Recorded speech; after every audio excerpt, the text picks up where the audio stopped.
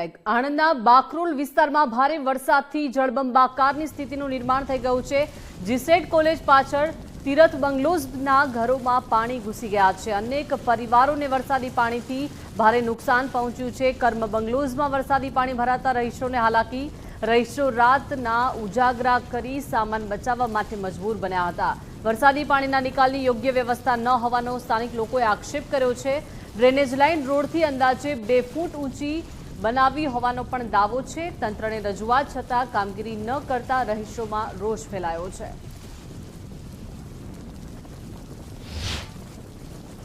Society અમારે 22 સોસાયટીનું આ problem છે। 22 સોસાયટી અને એના કરતાં વધારે કે વિદ્યાનગર આખો એરિયા જ આપણે નાના બજાર, મોટા બજાર, કરમસદ એરિયા, ધોબીઘાટ, સાસમેદાન બધું જે પાણી આવે તો બધું કટ થઈ જાય ને તો અહીંયા એટલું તો પાણીનો ઘેરાવ ના રહે।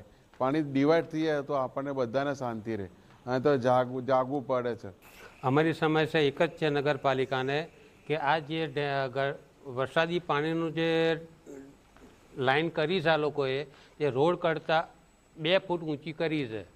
એટલે અમારે સોસાયટીનું પાણી અને આ નાના બજારનું જે આવતું પાણી એકે બાજુ નીકળતું નથી અને અમારા ઘરોમાં અત્યારે અડધા ફૂટ જેટલું પાણી છે। તમારી શું માંગે છે? જે કંઈ નિરાકરણ લાવવાનું હોય તોડી નાખો અને કે પછી અમારે કંઈક એનો રસ્તો કરવો।